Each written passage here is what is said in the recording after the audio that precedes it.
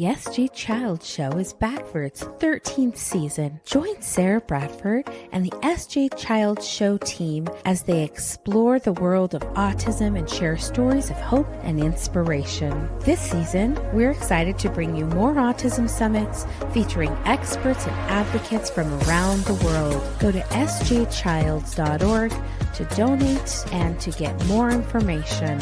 Congratulations on 2024's 20,000 downloads and 300 episodes.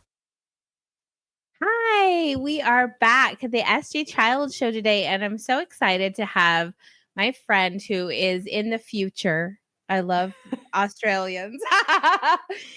Coming from the future.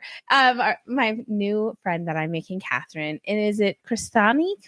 Yeah. Crestani? Perfect. Okay, perfect. Crestani. Yeah. And I'm so excited to talk to you today about your practice and something that we both have a lot of passion and in common. And before we get started, please introduce yourself. Tell us a little bit about yourself and what brought you here today. Hey, Sarah. So I'm a leadership coach, intuitive healer, a podcaster as well, and an author and a speaker. But my background is as a speech language pathologist, and I'm really passionate about working with children and mums from both sides of the spectrum, but both sides of ends, because it's so often that we neglect being the mum part of things, especially when you're holding that space for children, especially children with disabilities. But when I contacted you, it was like, I need to share my stories because I've had so many amazing experiences, nearly 20 years as a speech therapist. So, and most of my caseload was children with autism. So that is how I landed in this space today. And it's funny because now I'm actually focusing on the mum side of things to help shift the things with children. So it's been such a journey and a flip in itself. And, sometimes that's what happens you see where the lack of support is in, a genre or an area that needs more tools and more resources. And boy, do moms really need that help to refigure where their mindset is going. Because as I'm probably sure you're going to say in this conversation, that a lot of it comes back down to, what are you thinking? What is your brain saying to you when you first wake up in the morning? What are the patterns you're going to be setting for yourself? So we haven't had this conversation before, but just in case, that might be what we're talking about. I know that's, real for me. And I think that it's such an important part of our journey to have resources, to have people we can not only learn from, lean on, listen to, they listen, kind of give back and do the same for others. It's such a beautiful symbiotic relationship, isn't it? Yeah, exactly. And I think you brought up a very good point, Sarah, is that you need support and you need a dream team. That's what my coach calls it, your dream team, because, we're not meant to do this alone. But then when you add in, a child with a disability, it makes it incredibly more vital for you to have that support and respite and to be able to have those moments for yourself, because it's not being selfish, because sometimes we just need to fill our cup back up, and my beautiful coach calls it being self-full, because if you don't fill up your own cup and let that overflow, then you're going to have no energy left to keep working and showing up as a mum. And, once someone said to me, the universe only gives us what we can handle. And I haven't met a mum yet that can't, address all the needs of her child. Yes, it gets hard. Yes, it's really extreme. But at the same time, they find a way to make it work. And I think that's a mum's superpower. The things that mums can get done, it's just mind-blowing. When we figure out how to do universal payment for moms, right? That's what we need. Payment for being a mom, right? Learn. Here's the support. But no, it is so true that the lack of support that you feel kind of at that beginning of the journey when you are at your pediatricians, you're at your school psychologist, whatever, and you're getting that news for the first time. And you feel overwhelmed and sometimes a little bit in doubt of yourself and in doubt of your future. And I think that being able to then have this ladder to climb, this bridge to cross, and have a hand to hold to do that, it seems so much less scary. And you get a little bit of a foothold in maybe where you will be heading, and each family and each situation is so individually different. Yeah. Especially as a speech pathologist, you have seen every type of communication. Really, yeah.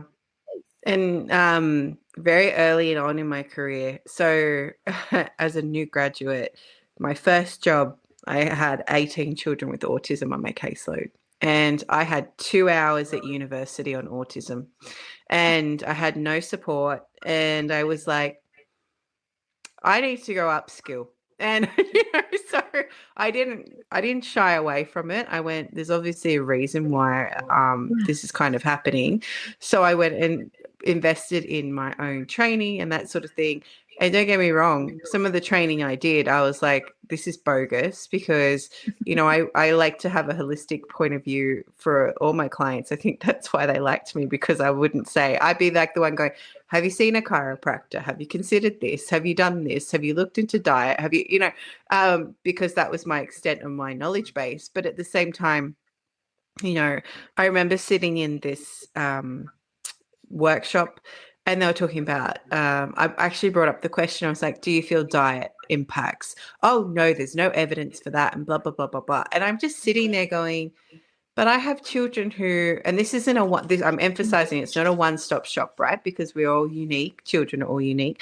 But I've had a lot of children go off gluten and their behaviors completely changed. 100%. Or I've had a lot of children, cut out the preservatives and their behaviors completely changed. Mm-hmm. I've had all this evidence. I'm like, I've had kids go on supplements for, zinc or B vitamins, and then they've started talking, and it's not a miracle one-stop shop. It really depends on what your body's doing. But then for her to sit there at the front of this very early on in my career, and I'm like, this doesn't feel right. Part of me went, oh, yeah. And then I was like, no, I don't agree with that, So it was like continually questioning what was coming through. But then after about 2 or 3 years, I started my own, I bought into my practice that I was working for. So I started this business partnership, and my whole caseload was children with autism. And I'm like, how did this happen? And as a therapist, it can be actually quite extreme having a week like that, because you actually don't get a moment to breathe. So I get a child with just a lisp come in and I'd be like, oh, okay, all right, we can turn off a little bit. But it got to the point that when a child walked in my door, even if I'd never met them, I'd know straight away if they had a diagnosis or not. Yeah. And I was usually the one that broke it to the parents. And I knew how it would go. And I'm like, look, I need to share with you what my feelings are. I said, and you're going to hate me. And then you're going to go and Google it. And then you're going to come back and you're going to say, thank you. And and you're going to be, and they said, no. So, and 9 times out of 10, that's exactly what happened. And Absolutely. because at this point I was like, we need to get your child the most help we need. I'm going to rip the Band-Aid off, and we also went through this stage in Australia where a lot of pediatricians were refusing to diagnose because there was a thing saying that it was overdiagnosed. But I honestly did not have a single child that I went, I don't think they're on the spectrum. I didn't have a single one like that. So I'm like, where is this overdiagnosis crap coming from? Rather than actually starting to question, why are the numbers increasing? That question was never asked, right? So, and then, so being part of all that, and then in Australia, this funding came in called the National Disability Insurance Scheme. And the area that I was working in, we were a pilot project for that. So you could imagine the paperwork, legalities, and the nightmares that we learnt being all through that and everything. And it's really interesting because now I've left the profession. I'm so grateful to not have to deal with any of that. in my background. Yeah.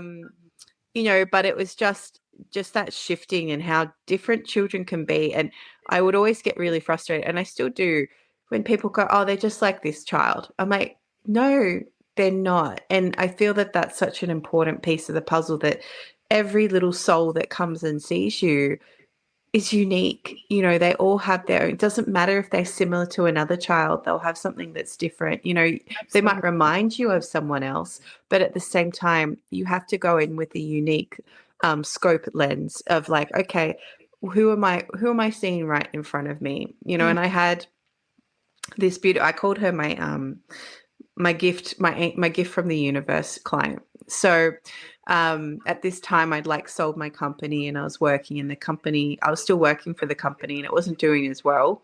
And I was working on commission, and I was like, oh, I could really use some extra money this week. It'd be so cool if I had an assessment. And I had no room on my timetable for an assessment. I have like this half-hour gap.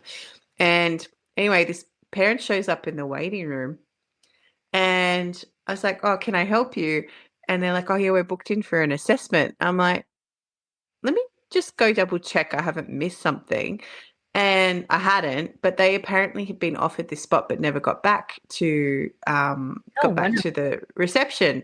And I said, you know what? I've only got half an hour, but let's just see. We'll get done what we can get done. You've come all this way. Let's see what we can get organized.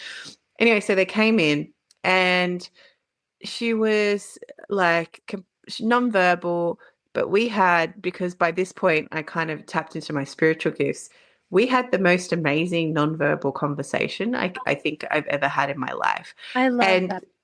Her parents were just sitting there going, she is so calm. She's never like this with anybody.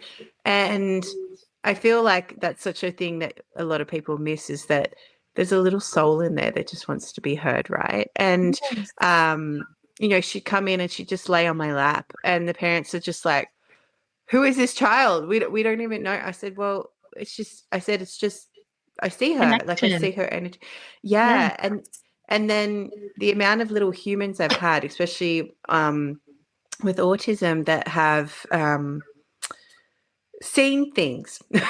They sense spirits, they sense all these things, and the parents dismiss it, especially nonverbal children. I had this one client, and he always used to run into the room screaming, his parents' bedroom, and mum didn't know why. And then when he was talking, like, this was like a good couple of years later, they were looking in this photo album, and he goes, oh, that's him.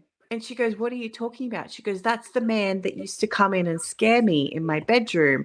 And it turned out it was a friend of their family that had died from an overdose in their house. So he was coming, and he was still coming, but he had the words to say it now. And so then I was like, it's okay. This happened to a friend of mine. I'll get the words to say to clear the house. Yeah, right. Because I wasn't in my element then. But then I had, just before I left my job, I had these few clients, and especially this nonverbal one, the universe client, that came in, and she was sitting there and she's staring up to the sky. Yeah, I'm like, I can sense her too. And her parents are like, what are you talking about? I said, oh, did one of you have a parent pass away? Because there's like a grandmother here. And then the dad starts crying, and he goes, I knew it. I knew it. He goes, because she always goes up to my mum's photo and puts her hand on there, and they had this beautiful connection. And I said, well, yeah, she's here. And it just added this whole other layer. And then I had another client who was nonverbal, and her mum knew what I could do. So I started doing some energy healing work on her. And then I was sitting in this room, and she's like staring. And what I do sometimes, well, no, often what I would do with my clients was I'd send them just some energy saying like, hey, if you're open, here's some healing energy. If you accept it, you accept it. If you don't, you don't, because I don't like forcing anything on. That's lovely. And this angel, I want to say guardian angel, that's the energy of it. We were both tracking it across the room. And then she whispered in my ear, and she's like, you're not contracted to heal her. And I was like, then what do I do? And then I'm like, oh, hang on, I'm a speech therapist. There's plenty I can do, But then the funny thing was her mum was so open. So we'd have these really powerful conversations. And then I started working a lot energetically on her and her throat chakra. So the energy around her throat was really blocked. And every time I cleared it, she'd have more words come. But then as I was working with her and I was doing lots of things to rebalance her little system, I got the same message again, and they're like, she won't speak with you. That's not part of her journey. And it's almost like this, when these little souls choose to come in the world, for some reason they choose this contract where they're not going to talk for a little bit or Yeah. ever. And it's really interesting when you look at it that it's their choice. Yeah, And I totally agree. and you don't force anything, then you just allow it to be, and you just accept it, and you think, okay, well, if that's for this little one, I said to mum, look, she'll really need AAC, so alternative augmentative communication. I said she's so savvy on like the iPad. I said, but that's outside my skill set, that's not my expertise. And then I said, you need to start looking for someone else and that can teach her this. I said, I will still work with her and do everything I'm doing, but you need to find someone else. And she's like, and then a few months later, I said, I'm leaving, I'm finishing up, blah, blah, blah. And she said, did you know when you said this to me, like to go find another? I said, yes and no. I said, I had it in my heart that I would never stay. I said, but I was just genuinely owning this is my limit of my skill set. And I feel that's like a trap that a lot of parents get sucked into, is that you get a therapist that their ego's too big and won't say when they can't handle something or they Yeah. can't do something. And, this is part of having your dream team, right? So for me, I'm like, no, I can't do that, and I used to be a lot more embedded. So I would say, hey, I recommend this person or this person, but AAC is so specialized. So I didn't really run in those circles. I'm like, here's a couple maybe that I can think of. But this little girl, she was so looked after by her little angels, the one that would come and said to me, I'm not meant to heal her, that she got into impossible things. She got into a school that normally doesn't accept kids like her. She got into she got, as soon as I left, within a couple of weeks, she was in with another therapist who specialized in AAC. Like all these things always aligned for her, and her mum and I were just like, guardian angels are looking after her 100%, and it's when you allow that to happen too, and you don't try and force it. It's such an important thing. And and the biggest thing I did too, and I still do, is I never tell my clients they're crazy, or I never tell them they're making it up, because I have so many gaslit parents. And I'm like, did you mention this to your doctor? They're like, oh yeah, they said not to worry about it. I'm like, well, I think it's a red flag, and I would really recommend you go do this. And sure enough, then they go follow it up and go, oh yeah, this is what's going on. It happened with hearing, it happened with sensory things, it happened with so many different things that, and it still happens, even as a person, even without not being a mum, but you get gaslit all the time, and it's so frustrating. So frustrating. Absolutely. Oh, I just love everything that you said, because when we are able to see that human and dignify the person, the soul, for who they are and their experience, and with I just love you, and just with the knowledge that they really did make the choice, like this was their choice, and this is, yes, we need to support them on this journey, but I think it's like almost so freeing as a parent for myself to know that for my kids, because they're going to make, my husband, I have an older stepdaughter. She's 25 and she's out on her own. She's got a family, and we don't speak, and that's her decision and journey and things. And sorry, my husband always had an analogy that I loved, that we as the parents are the bow and the children are the arrows. And once we release this arrow into the world, the bow is no longer it's not in control. It's not responsible. It's none of those things. The arrow is going to learn how to be its own bow, send its own arrows to the world. And it's going to have to come to those same terms as well. That these, we did our best, and then they're on their own. And you know, that is not for every family. Obviously, as you met my special child, that will be my forever home child. And that, you know, that's a different set of standards, a different set of everything, life supports, you know, resources, and it just really gives you the sense and the freedom to allow them to be the human that they are, and watch, and I like to say guide as you're following, if that makes any sense, but really let them guide you and just kind of be the safeguards, you know. Yeah, and I guess like from a healer point of view, a lot of the time we don't realize that when we shift things in us, working on ourselves actually shifts things in our children. And it doesn't matter whether they have a diagnosed disability or not. We have this beautiful ability to work on our own wounds, and it actually releases them from it too. And especially kids are so good at reflecting back to us, our own children especially, and pushing our buttons, because they are little mirrors of us. And especially children, they're such emotional radars, right? So, Right. And I know we were talking about before we started recording, because you're sharing like, I've been having tech difficulties, you've been having tech difficulties.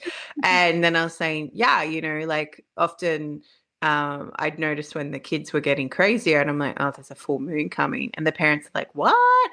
And then they would start to come in and they're like, is there a full moon? I'm like, there is actually. They're like, oh, yes, it's so true. You know, Oh my gosh, isn't that the truth?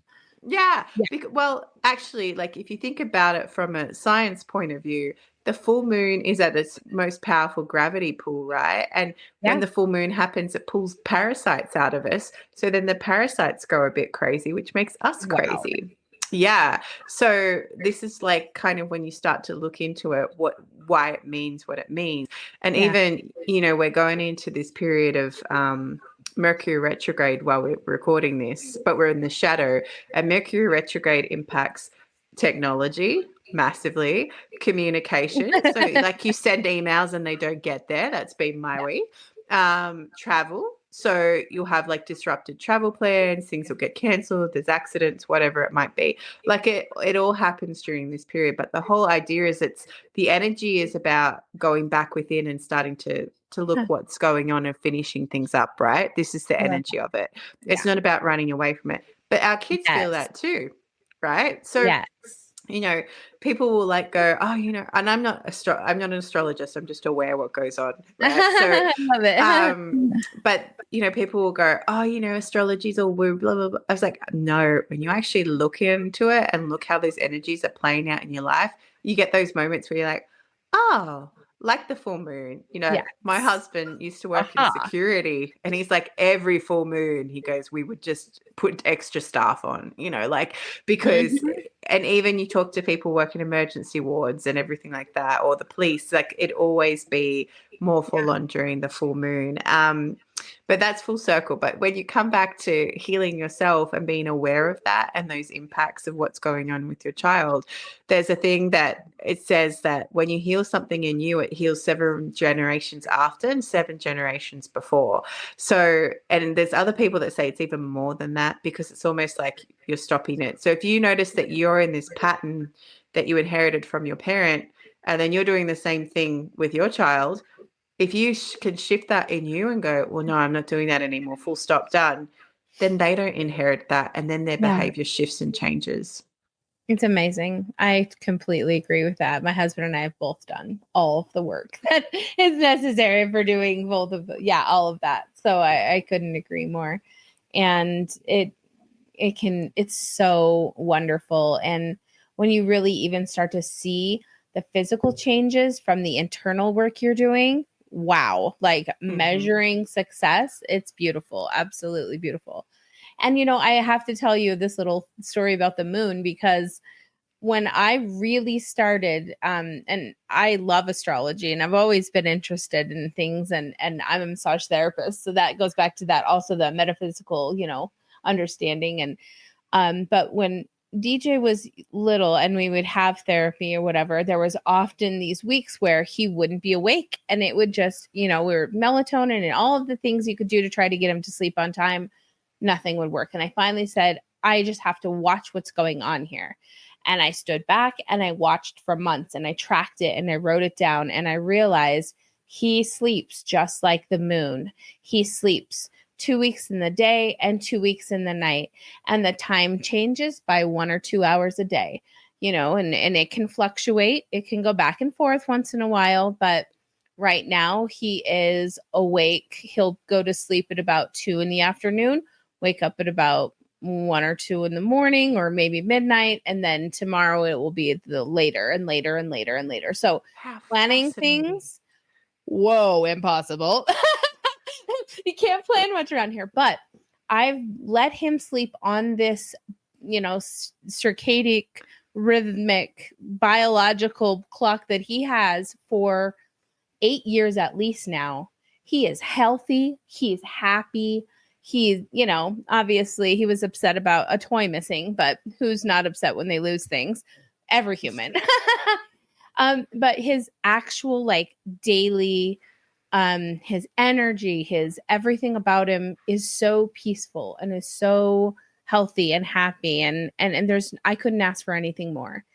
And it's because I honored this crazy. And what's funny is that out of this came my husband's diagnosis during this sleep tracking time, because I also realized here's this man who I've never gone to a restaurant with in almost 15, it's been 20 years now, but at the time about 15 years, because he doesn't like to see or hear or be around people eating. It's horrible for him. Ding, ding, ding. His sleep patterns were 5 hours on, 15 hours awake, 5 hours of sleep, whatever. It was never like this 8 hours sleep period. It was always these 2 different time periods in a day that he would sleep. That's madness, right? It looks like madness from the outside.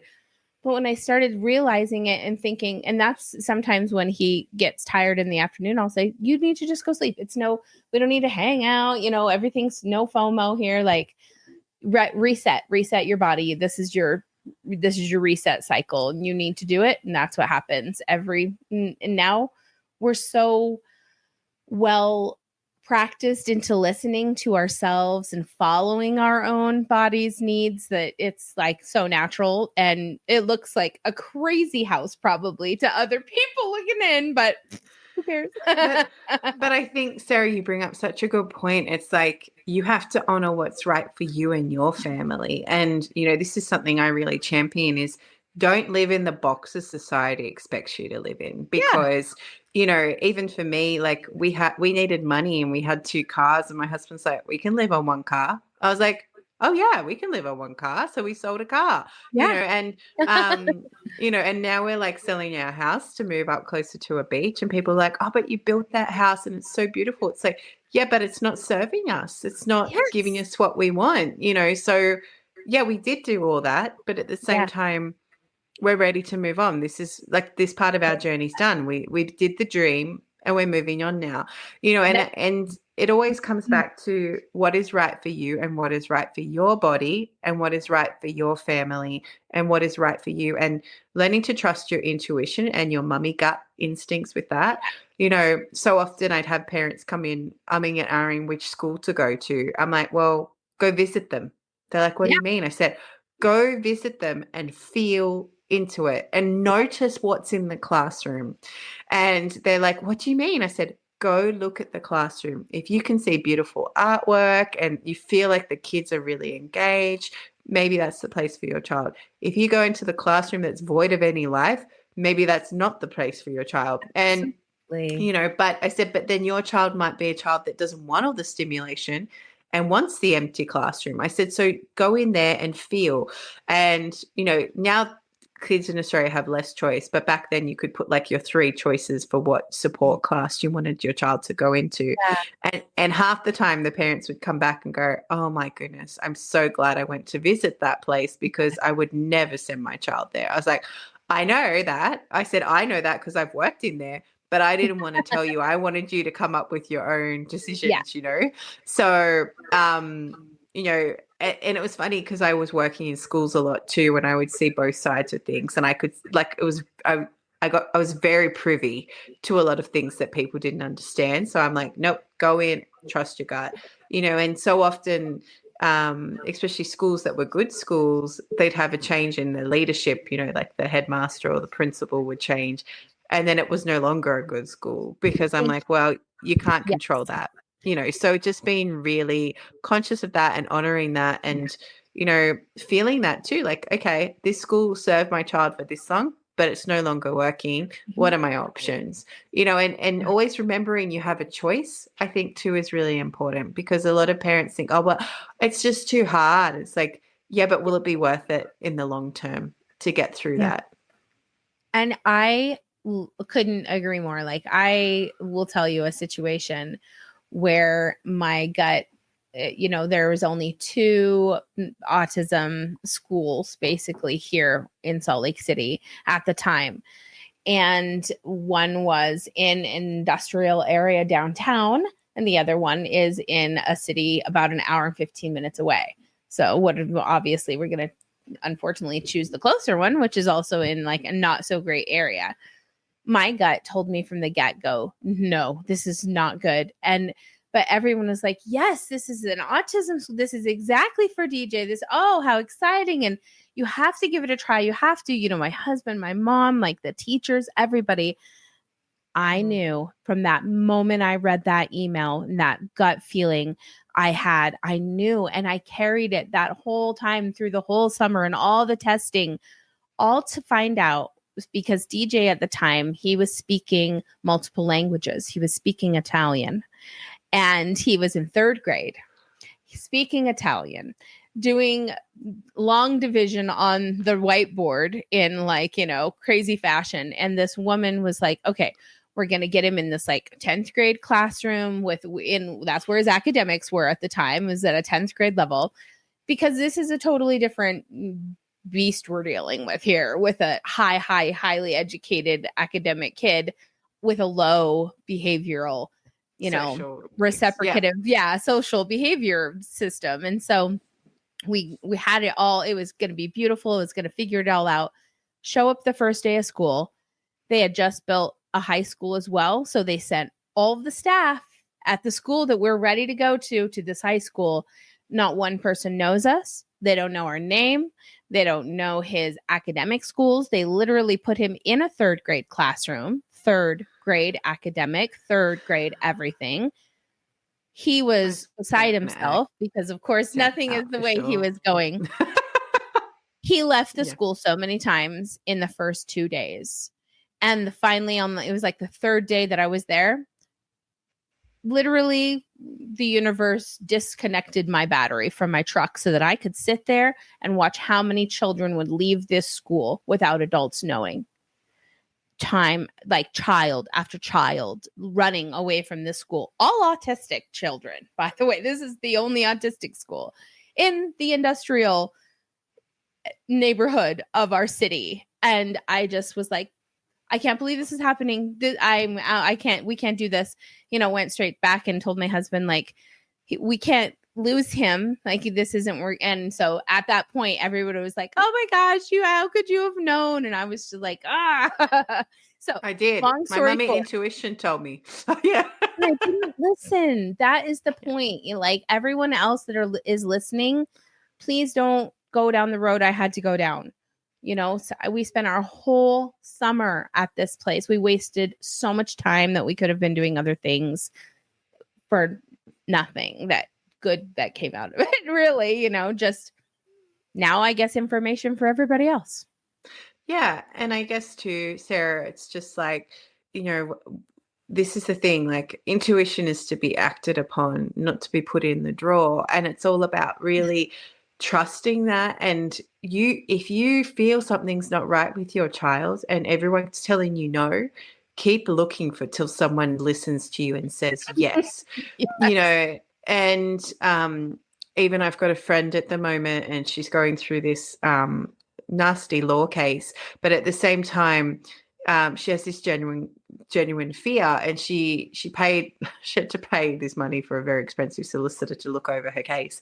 And she said it was so worth it because that person, in the first 5 minutes she was there, validated all her concerns, and she didn't even have to express them, like all the things that she needed to flag. And she said it was worth the money purely to be validated and to be heard, and to be understood, because so often that goes unsaid. Even I've had clients come in from like a intuitive healing point of view, and they're like, oh, this is going on. I'm like, oh yeah, I can feel that. And they're like, really? Because my doctor's saying there's no reason for it and blah, blah, blah. And I'm like, oh no, that's definitely going on for you. I said, let's see why. And then we'll unpack that, and do some healing work and energy work on that and shift it. And they're like, oh my gosh. And sometimes just the mere, like someone else acknowledging it can be enough to shift it in itself too, because, it's not, you suddenly don't feel like you're crazy anymore. So you haven't got this charged energy around it, making you feel like you're crazy.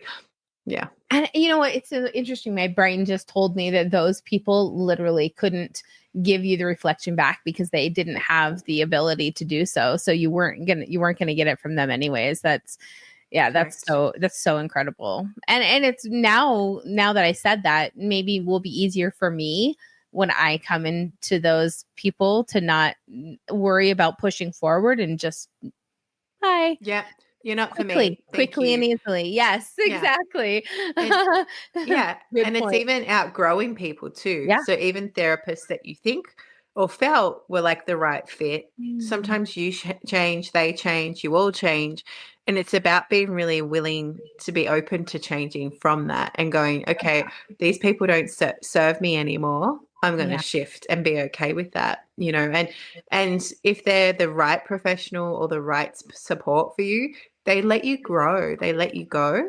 And, and that's who you want in your life. You want people that know that you can go back there if you really need to.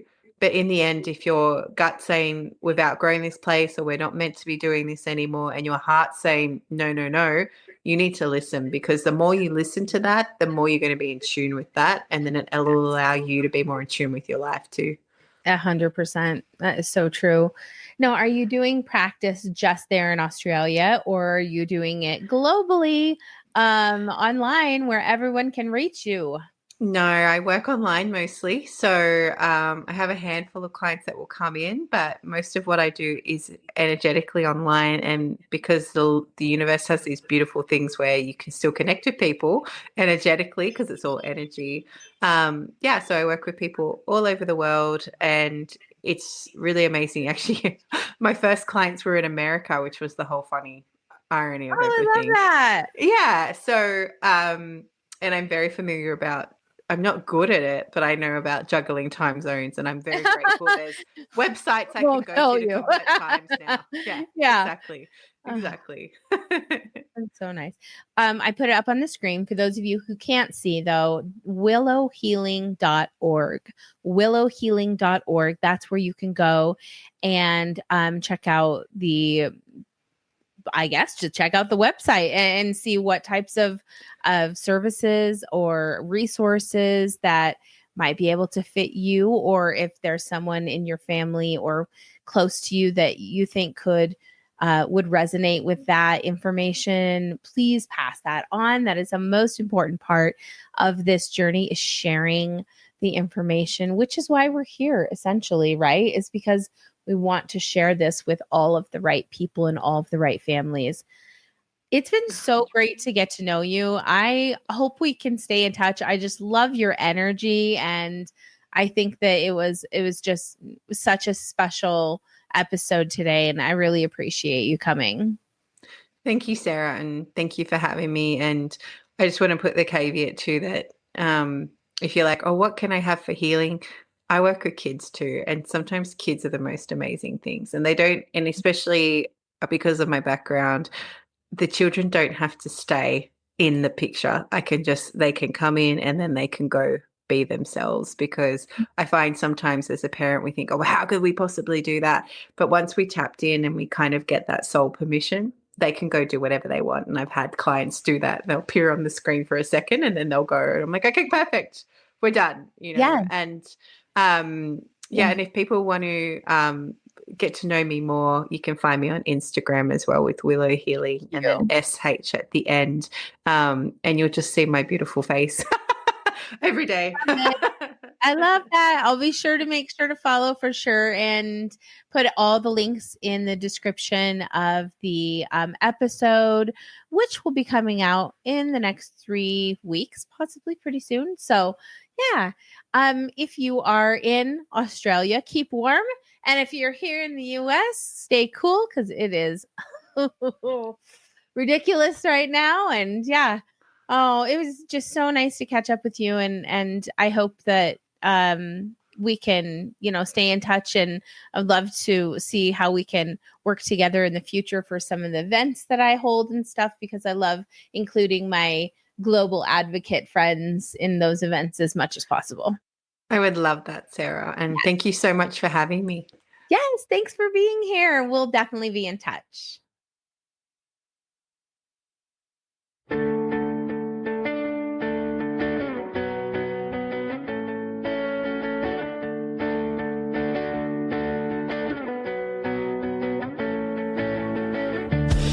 Heart of the city, she's shining bright. Oh yeah, stories of love and courage all throughout the night. Her voice resonating, an anthem for all through the trials and the trials. She answers the call, a mother and a fighter, breaking barriers in stride. With love as her guide, she'll never hide. She's changing the world for you with a heart that's fierce strong, and put these melody in a journey we all belong. Followers gather like stars in the night, so bright. 44,000 voices sharing in the light. She stands for family, advocates for more, a movement of compassion, ways will soar. Podcast together, a symphony of support, creating life, changing rapport. She's changing the world for you with a heart that's fierce and strong, and put these melody in a journey we all belong. Through her eyes, a vision clear, together we ride, shedding fears in every heart. She plants the seed of understanding and love we dearly need.